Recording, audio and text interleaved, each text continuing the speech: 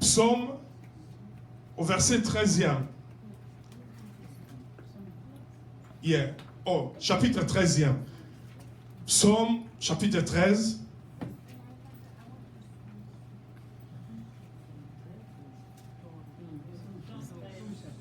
Chapitre 13e. Amen. Hein? Ensuite, nous lirons Jérémie 19, 11 à 14. Amen. Je lis la parole de Dieu. Jérémie 29, 11 à 14. Psaume, le chapitre 13e. Vous y êtes? Je vais lire la parole de Dieu. Écoutez ce que la Bible dit. Jusqu'à quand, Éternel, m'oublieras-tu sans cesse? Jusqu'à quand me cacheras-tu ta face? Jusqu'à quand aurai-je de soucis dans mon âme et chaque jour de chagrin dans mon cœur? Jusqu'à quand mon ennemi s'élèvera-t-il contre moi? Regarde, réponds-moi, Éternel, mon Dieu. Mon Dieu, donne à mes yeux la clarté, afin que je ne m'endorme pas du sommeil de la mort. Afin que mon ennemi ne dise pas, je l'ai vaincu, et que mes adversaires ne se réjouissent pas. Si je chancelle, moi j'ai confiance en ta bonté. J'ai de l'allégresse dans le cœur à cause de ton salut. Je chante à l'Éternel car il m'a fait du bien. Amen. Jérémie 29.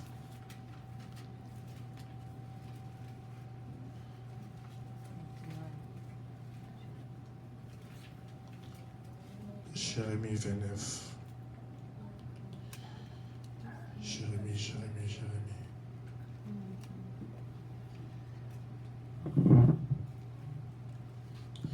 Jérémie, chapitre 29e, à partir du verset 11 jusqu'à 14. Amen. Il est dit ceci. Car je connais les projets que j'ai formés sur vous. Amen. Sur vous.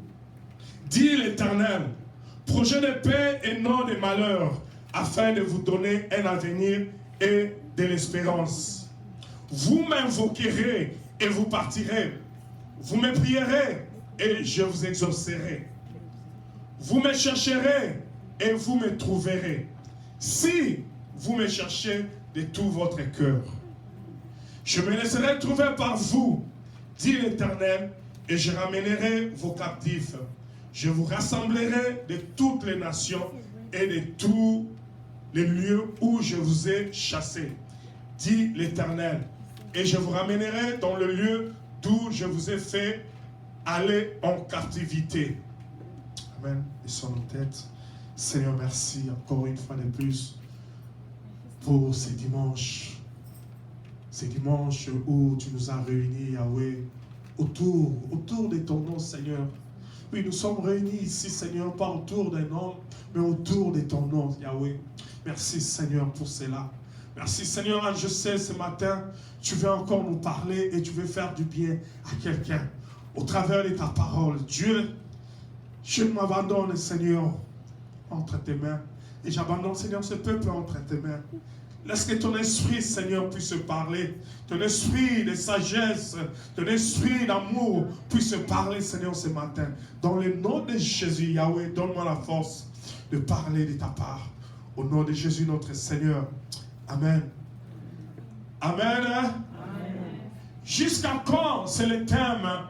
Jusqu'à quand et ses conséquences, c'est le thème de notre enseignement. Amen. Et nous l'avons introduit le dimanche passé en disant, jusqu'à quand, c'est la question qu'une personne se pose, peut-être ce matin, ou une personne s'est posée hier. Alléluia. Et si nous voyons l'exemple d'un homme que nous connaissons dans la Bible, c'est le roi David, qui accablé de problèmes, dérangé par des problèmes, pressé de partout.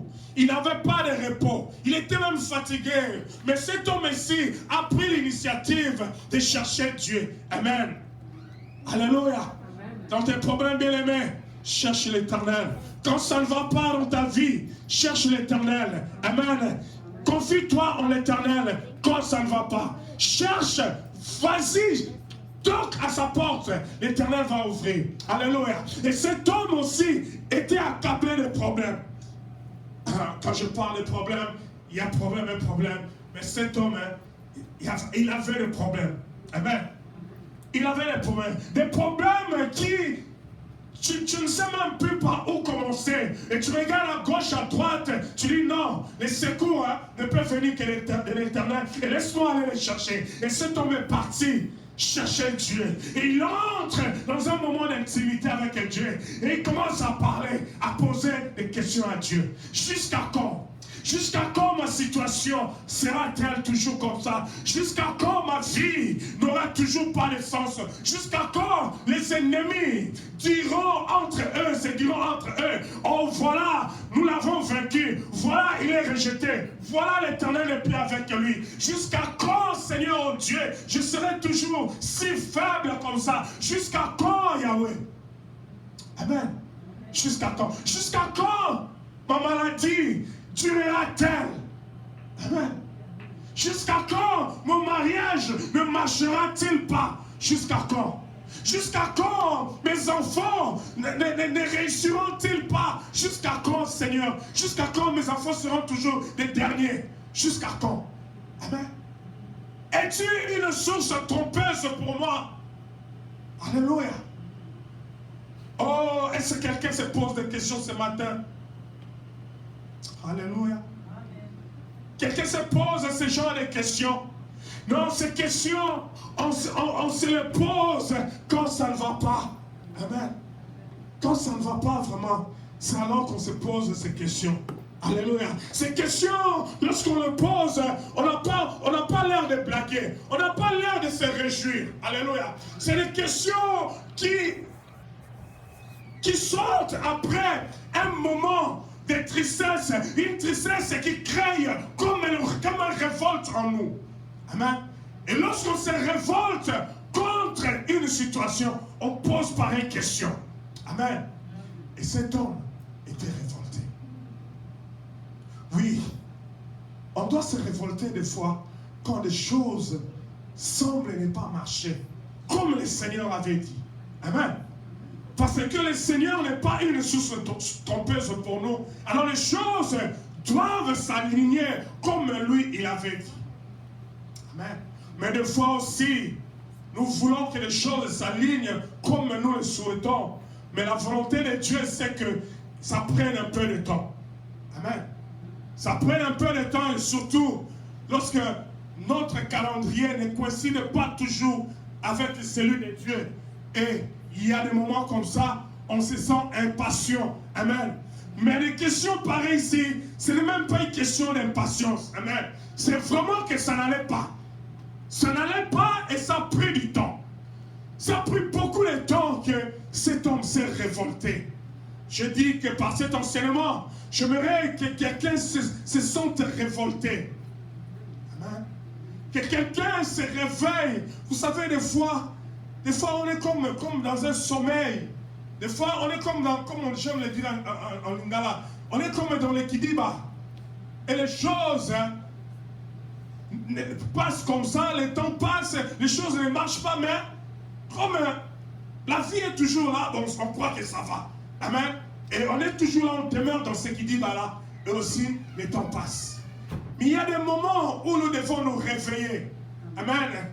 Non, nous ne devons pas toujours dormir comme un sommeil de la mort. Il y a des fois, des moments où nous devons nous réveiller et poser des questions à notre papa. Amen. Alléluia. Oui, j'ai donné l'exemple des enfants qui toujours posent des questions à leurs parents parce qu'ils savent que les parents ont des réponses et des réponses appropriées. Quand bien même que nous n'avons toujours pas des réponses appropriées à donner à nos enfants.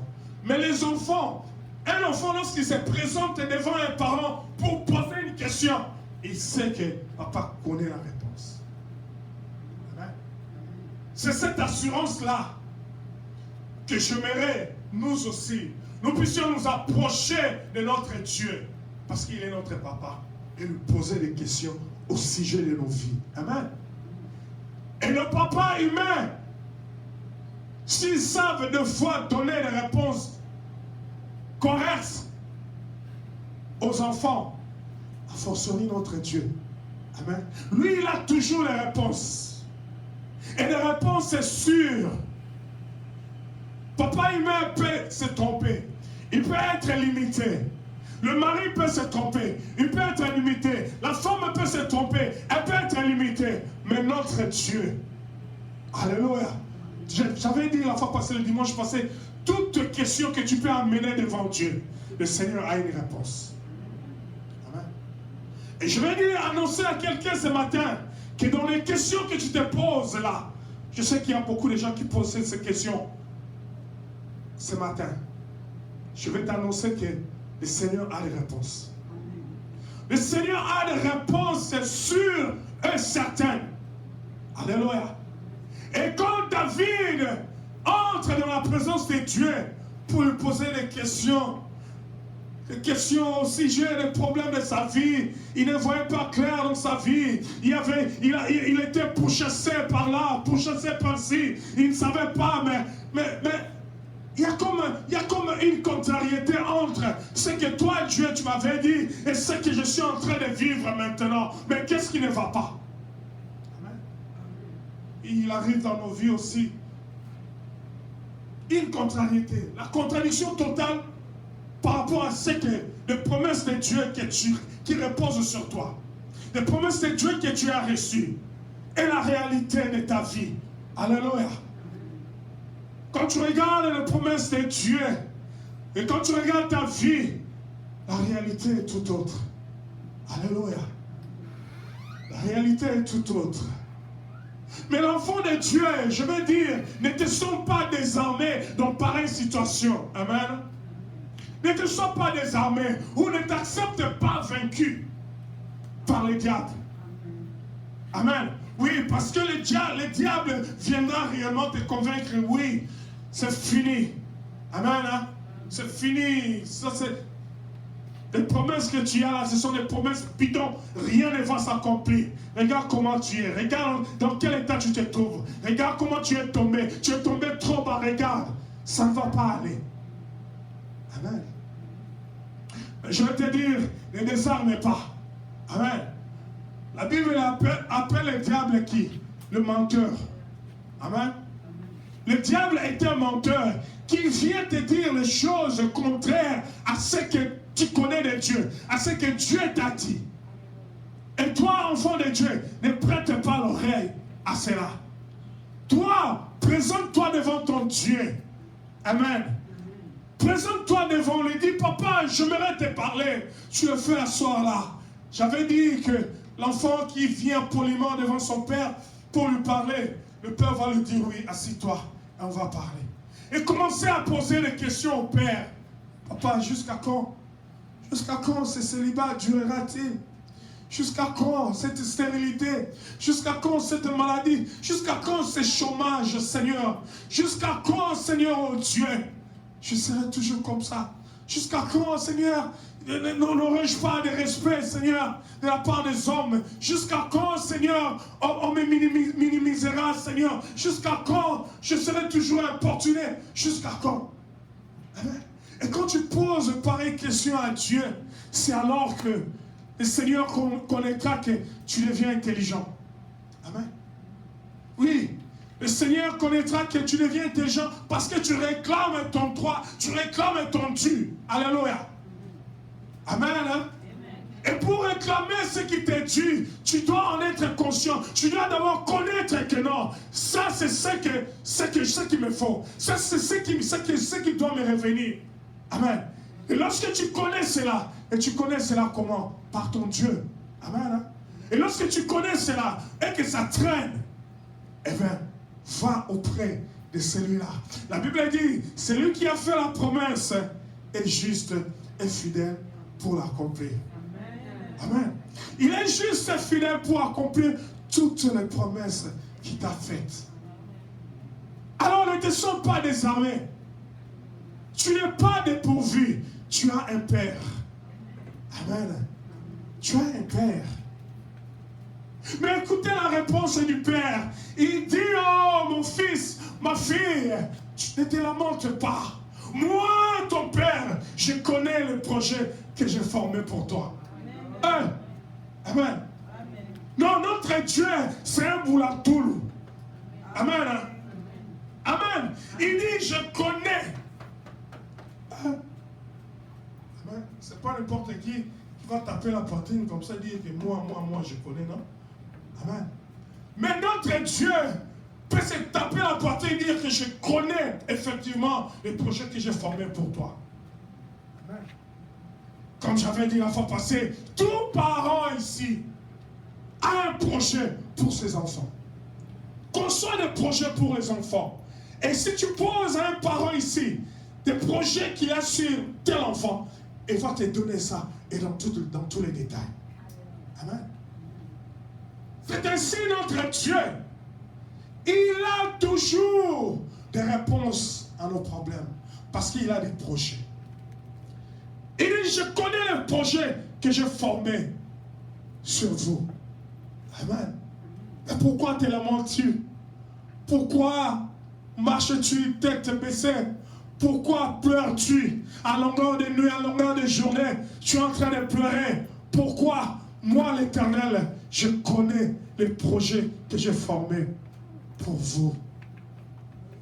Oh, bien-aimé, l'Éternel connaît les projets qu'il a formés pour vous. Il y a un projet de paix et de bonheur afin de vous donner de l'espérance.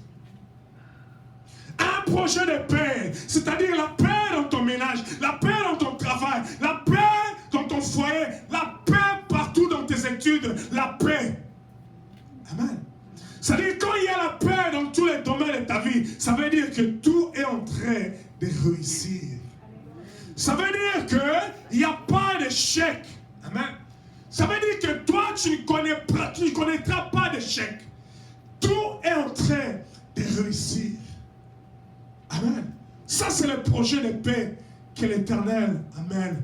Mais si, par accident, il arrive que il y a un domaine de ta vie, tu n'as pas cette paix, tu ne vis pas cette paix, il faut alors questionner l'Éternel. Amen. Il faut alors le questionner. Il faut alors lui poser des questions. Il dit, papa, jusqu'à quand? Jusqu'à quand? Amen. Ma blessing, quand il me demande quelque chose, je dis oui, je vais te donner. Tant que je ne lui ai pas encore donné, elle ne me laisse pas.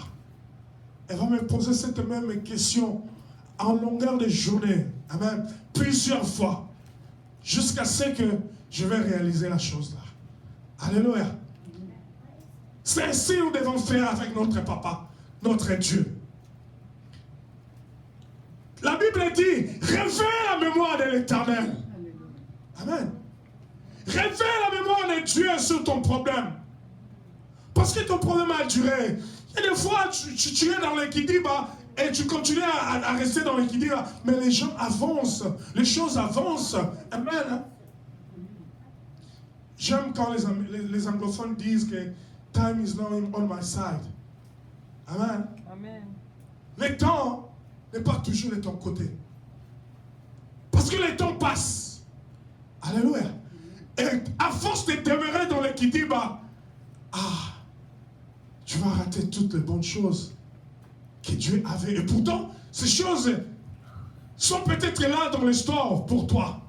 Mais il ne reste que toi, il ne reste que tu prennes conscience que ça dure, que ça traîne. Amen. Pour secouer le trône éternel, comme cet homme a fait. Amen. Comme David a fait. Il a secoué le trône de l'éternel. J'avais dit, je l'ai dit, la Bible dit que le royaume des cieux est violent. Amen. Amen. Donc, le royaume des cieux est violent. Il y a des fois, il y a des moments, il faut être violent dans ta relation avec Dieu. Alléluia. Non. Pas de l'impolitesse, pas de la rébellion, mais la violence. Une violence douce. qui consiste à réclamer son droit devant son Père. Alléluia. À moins que tu te connais toi-même que tu n'as pas ces droits-là. C'est là où je vais revenir. Je vais venir pour dire, et qui a le droit de poser une telle question? Amen. Qui a le droit de faire asseoir son parent et lui réclamer des choses?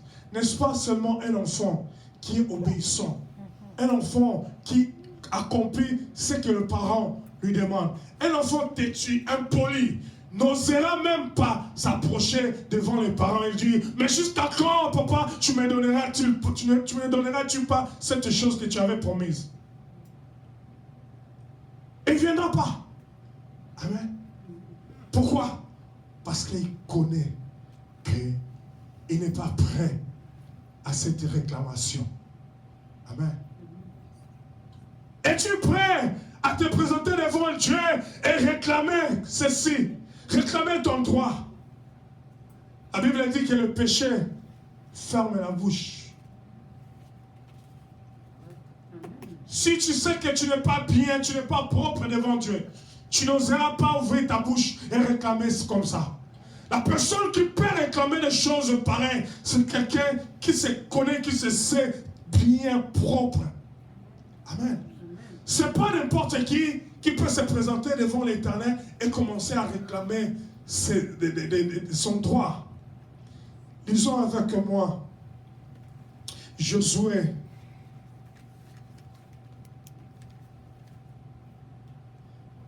Josué 1, le verset 8e.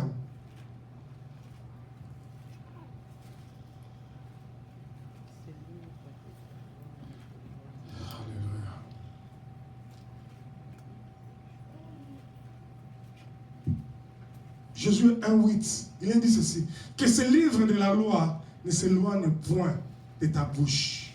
Médite-le jour et nuit, pour agir fidèlement selon tout ce qui est écrit.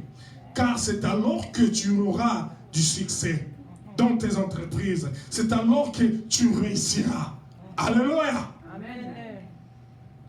Que ce livre de la loi, c'est quoi? Que c'est la parole de l'Éternel ne t'éloigne pas de toi. Tu la médites nuit et jour afin d'agir fidèlement selon cette parole. Amen. Et lorsque tu agis fidèlement selon cette parole et que les choses ne marchent pas dans ta vie, c'est alors que tu as le droit de faire asseoir ton Père, ton Dieu, et lui poser des questions, dire jusqu'à quand? Amen. Mais tu dois avoir quelque chose à donner en retour. Tu ne vas pas seulement venir et commencer à réclamer des choses. Mais qu'est-ce que toi tu donnes? Qu'est-ce que tu donnes? Il faut que tu sois capable de dire, oh Seigneur, regarde ce que je fais, regarde comment je me comporte, regarde les efforts que je fais pour bien vivre, regarde des choses que je sacrifie, regarde des fois mon corps, des pécheurs me demandent des choses, mais je les contraire à ta parole à cause de toi, mais jusqu'à quand la situation restera-t-elle comme ça? Amen. Alléluia. Amen. Tu dois avoir quelque chose à dire. Tu dois avoir quelque chose à donner aussi. Amen. Non, ne sont pas que ceux-là qui disent Pesanga, son belanga, kabelangai, son péka. Amen. Non. Qu'est-ce que tu donnes en retour? Qu'est-ce que tu fais qui te met en position de réclamer son droit? Alléluia. Est-ce que tu agis selon la parole de Dieu? Tu agis selon cette parole. Tu agis selon la Bible. Amen. Celui ou celle qui a le droit de réclamer son dû, c'est seulement celui qui marche en alignement avec cette parole. Montre à Dieu des choses. Montre à Dieu des efforts que tu fais. Il y a des gens, même des efforts, des simples efforts pour bien vivre, ils ne les font pas. Hein? Des simples efforts pour honorer la parole de Dieu, ils ne le font pas. Des simples efforts pour marcher un peu d'une manière décente, digne d'un enfant de Dieu, ils ne le font pas. Mais ils sont les premiers à réclamer les choses. Non, tu n'auras rien. Tijingo. Amen. Alléluia. Le Seigneur doit voir. Le Seigneur, ton Père, il sait. Il sait que la vie est dure. Le Seigneur sait que ce n'est pas facile. Le Seigneur sait que tu as des désirs. Amen. Des fois contraires. La Bible dit le cœur de l'homme a des désirs contraires à celui de Dieu. Amen. Le Seigneur connaît tout ça. Mais toi, tu te laisses entraîner. Amen. Tu te laisses emporter quand ça vient. Amen. Mais pourquoi tu as reçu le Saint-Esprit? Le Saint-Esprit en toi doit te dire quand même, oh frère, sœur, cette voie-là, dans laquelle tu es en train de prendre, n'est pas bonne. Regarde. Amen. Non. Je vais me dire ceci, je le dis encore. Quelqu'un a dit que tu ne peux pas empêcher à l'oiseau de descendre ou de faire son caca sur ta tête. Mais une chose que tu peux l'empêcher de faire, c'est de laisser son caca ou de rester là, d'une manière permanente sur toi. Amen. Je donne un exemple simple.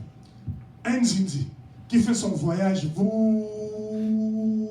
il tombe sur ta tête. Tu ne l'as pas invité, n'est-ce pas? Un Zindi est venu, après, il est tombé sur ta tête.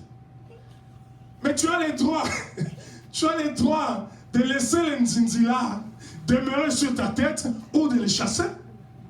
Amen. Si tu fais comme ça, le Nzinzi va partir. Voilà. Voilà ce que le Seigneur connaît. Voilà ce que le Seigneur nous demande. Non, le Seigneur ne nous demande pas d'être de super humains. Il connaît de quoi nous sommes faits. Amen. Il connaît que nos chairs sont faibles. Amen.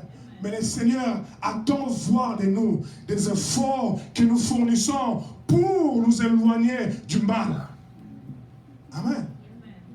Et lorsque nous fournissons ces efforts-là et que les choses ne vont pas dans nos vies, c'est alors que nous devons réclamer cela.